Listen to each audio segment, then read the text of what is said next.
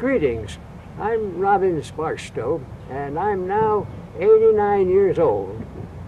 And I'm 88. Who are you? Oh, I'm Meg Barstow. That's much back. Okay, let's start over. Greetings, I'm Robbins Barstow, and I'm now 89 years old. And I'm Meg Barstow, and I'm now 88. And I'm Dan Barstow, and I'm now 58 years old. It's now July of the year 2009, and just 53 years ago, our family had a fantastic adventure. We won a trip to Disneyland, newly opened in Anaheim, California. All 5 of us entered a nationwide contest from Scotch brand cellophane tape. It started right here in our longtime home here in Wethersfield, Connecticut. I graduated from Dartmouth College and taught school for 7 years, and then I worked for the Connecticut Education Association, the state teachers' professional organization.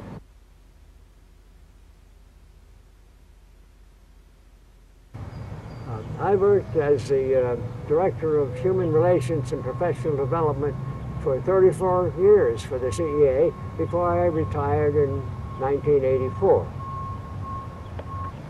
Because of Robin's new job in the Hartford area, we had to move up here to Wethersfield, the historical town of Wethersfield, Connecticut. And we built a house just in time for our 3rd child.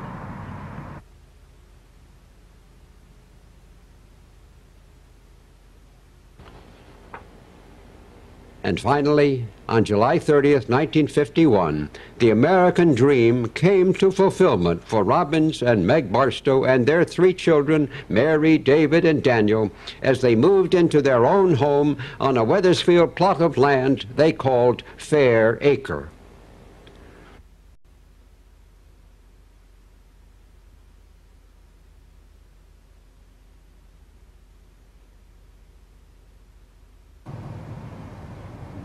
Dad had always loved movies. He chronicled our lives from birth through college, marriage, and beyond. He used his 16mm camera to take movies of our lives.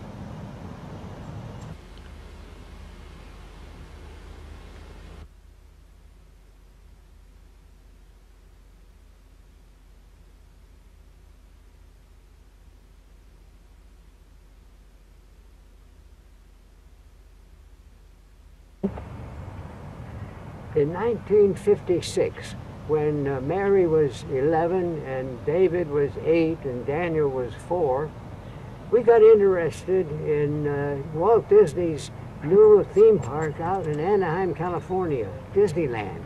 And we kept dreaming, wouldn't it be wonderful if all of us could go out and visit it? But of course, there was no way that we could afford to do that, all 5 of us from here at Wethersfield. Then we heard about a contest by Scotch brand cellophane tape where the prizes were just what we wanted: a trip to Anaheim, California to see Disneyland. So of course we all made submissions to enter this wonderful contest. We knew we had to have our entry stand out. So David made a large 3-dimensional model of the Sleeping Beauty castle using Scotch tape. Oh yeah, and sure. we used things with alphabet soup letters and wrote a poem and sent this in a big box that would certainly grab their attention. They certainly must have recognized our entry out of all those millions. we just had a feeling somehow that this was right for us. There were going to be 25 families that got this prize, and this seemed just the thing that we wanted, and so we decided ahead of time to make a story of it. The secret to making a good movie is tell a story. And so, even though we didn't know whether we were going to win or not, we filmed the creation of these, the entrances, the entries, writing the things out on the entry form, and David making the castle and everything. We had a lot of fun doing that. And we filmed it so we'd have a record of it. But then came the long wait, and we didn't hear from them until even after the deadline. We were so sure that we would win that we didn't even make any other plans for the summer, for our vacation. So finally, the telegram arrived from 3M, the Minnesota Mining and Manufacturing Company that sponsored the contest. We were one of the winners. Our family had won. We really did. Yeah. We really did. And so we had our story to tell, and we actually we reenacted the receipt of the telegram. We got the postman to deliver the telegram to us, and we took a picture of everybody fainting when they read the telegram. You and turned a somersault, I think. That was fun too, but it was reenacting what had happened. It was a real documentary. It was a real family project, and everyone really cooperated very well. Sometimes it was a bother, but we all enjoyed working out some of the plans for the scenes, and then we followed your directions. And we knew it'd be worth it in the end when we got the That's story true. together, had the Yeah. film ready, and could use it for our own memories and to share with other people over the years. But you know, back in 1956, we never could have dreamed that half a century later, this home movie of ours, of our trip to Disneyland, would be circulated on the internet all over the world, and actually be viewed by as many, as of now, there are more than 55,000 people from every part of the That's globe beyond on the me. internet have seen this story of our Disneyland trip. I still can't believe that. No, and it was such fun. But then, of course, the greatest recognition we got was in December of 2008, just this last December, when the Librarian of Congress in Washington, D.C. designated Disneyland Dream, our family film, as one of the films to be preserved in the National Film Registry for all time. And this was exciting. State's Library of Congress occupies 3 massive buildings adjacent to the Capitol in Washington, D.C. Every year, the Librarian of Congress, Dr. James H. Billington, is required by law to select 25 American films to be made part of the National Film Registry, maintained by the Library of Congress in Washington, D.C. The great majority of these films are vintage Hollywood feature productions, but in recent years, a small number of amateur home movies have been added to the registry. And this past year, Disneyland Dream became one of what is now a total of 500 films chosen for this honor. Actually, the films that the librarian chooses for the National Film Registry are films that are deemed to be culturally, historically, or aesthetically significant. And so that's where we fit in, and we're part of that history now. The original films are being archived at the library's new Audio-Visual Conservation Center outside of Washington in Culpeper, Virginia. To the underground storage facilities where thousands and thousands of original film materials, including highly inflammable nitrate films from the movie's early days, are stored in secure, temperature-controlled vaults, as well as on walls and walls of specially designed shelves and compartments to be preserved for the future. And we've gotten email messages from all around the world congratulating us on us and telling us how much they enjoyed seeing this story of our family winning this trip. And so we're happy to have been sharing the fun. At first we just thought it would be family and friends, but now so many people have enjoyed this, and we're just so thrilled to have this happen to us. It even turns out that Steve Martin, the actor, comedian, and writer, had a bit part in one of our early scenes. He was an employee of Disneyland at the young age of 15, I guess it was. And when he saw this movie, he recognized himself and sent a note to you thanking you for this early recollection of his heritage. Steve Martin sent me this email saying he knew exactly where he worked in the summer of 1956, just outside the main Disneyland entrance, selling programs. He wore a black top hat and black vest, and was certain that it was his head that appeared in profile at the bottom of this frame from our film. Don't blink now, but here is the actual movie sequence. See the black hat moving from left to right at the bottom there? Here's the same short scene again. Black hat at the bottom. What an amazing coincidence.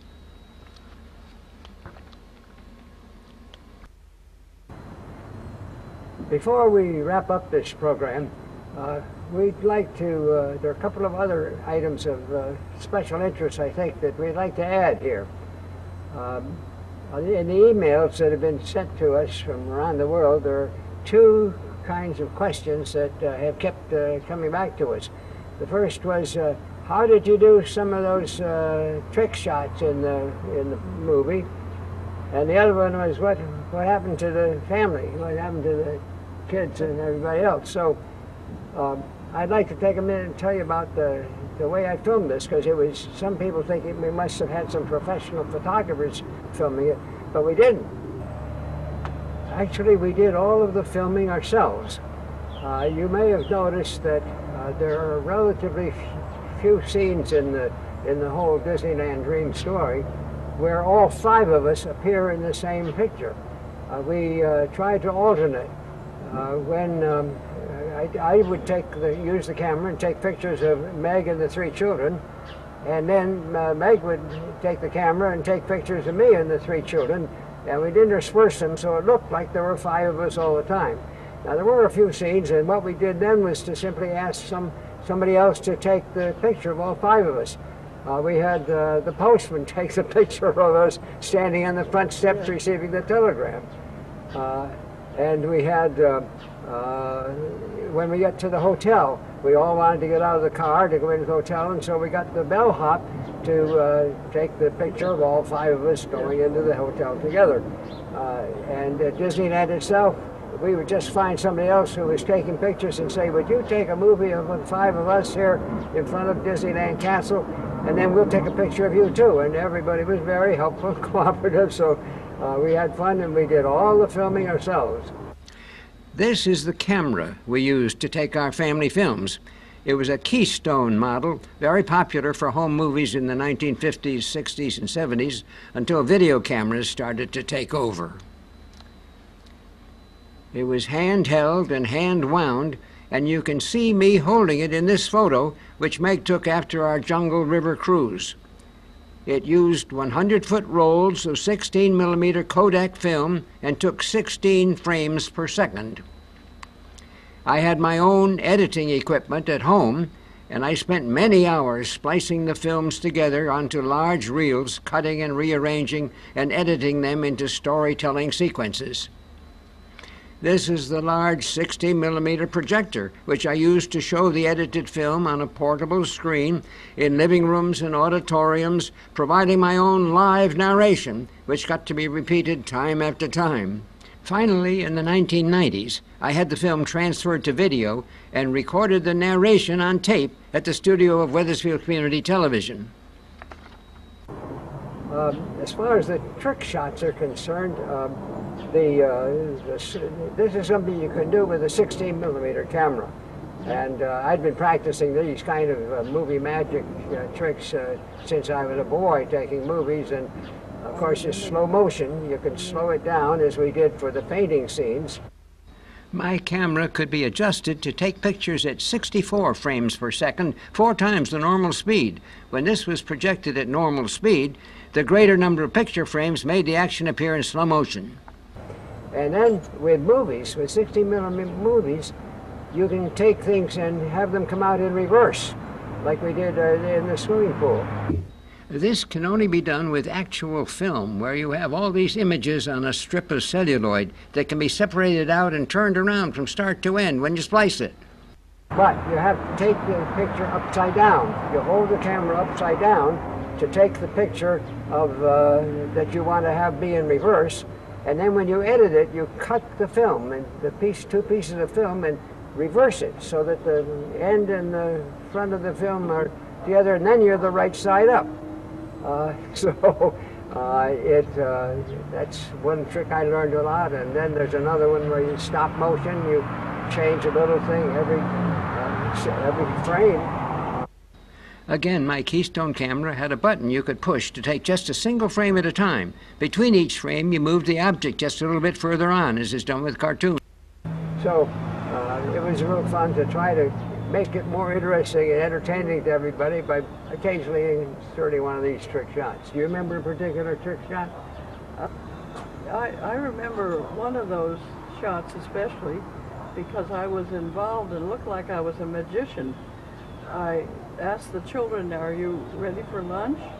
And they said yes, and I took this bag out of my pocket that looked very empty, and I shook it out, shook it open and then they looked in, and out came hamburgers and milk and all the things.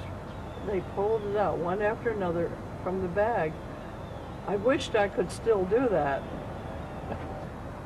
Now, the other question that we had that keeps coming to us was, what happened to the family? How did it turn out after many years later from that one great family together adventure? Well, I had graduated from Mount Holyoke in 1942, and for the first years of our marriage, most of the time, I was not working except as the mother homemaker, which I really enjoyed very much. I was always active in the PTA and other things involved with their growing up years. But when our youngest, Dan, who had won the contest, was in junior high, I decided I would start on a career of my own in early childhood education, and I became a teacher in the Head Start program in Hartford, Connecticut.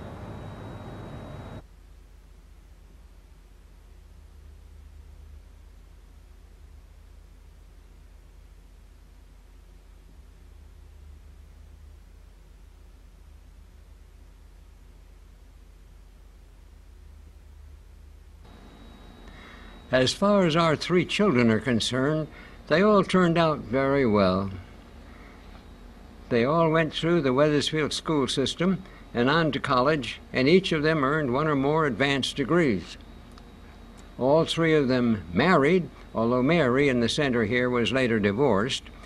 Though they moved to different parts of the country, they maintained close family ties. Mary, now 64, moved to Colorado and changed her name to Cedar Barstow. She is a psychotherapist and a writer and teacher of ethics for the healing professions. She lives in Boulder, Colorado, and keeps in close touch with her stepchildren and their families.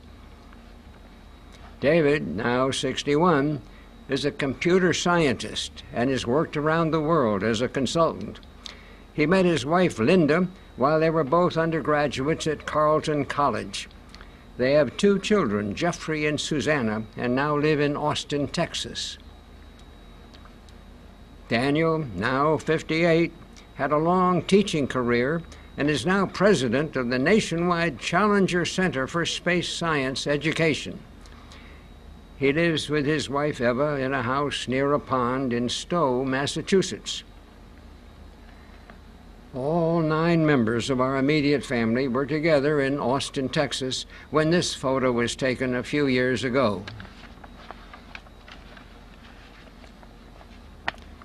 So that's how we all have turned out. And that's how the Barstow family of Wethersfield, Connecticut, made their legendary home movie, Disneyland Dream, back in 1956. And you know, we still have the big poster that we made back in 1956 with using Scotch brand cellophane tape to tell about our going out to Disneyland. And we took this with us out there to Disneyland so we could have a photo of it out there. And then this last Christmas in December of 2008, we had our family reunion, and all 5 of us were here, plus spouses and grandchildren and all that sort of thing. and we all got together, and that evening we watched Disneyland Dream again ourselves on our own television set. So we are still enjoying it. Well, we've had fun making this little special features, a story about the making of a Disneyland movie. And we hope that those of you who see it will enjoy this also. And so thanks for letting us share it with you. And we wish you all Take care. God bless. And carry on. Carry on. And whatever you do, don't miss the joy.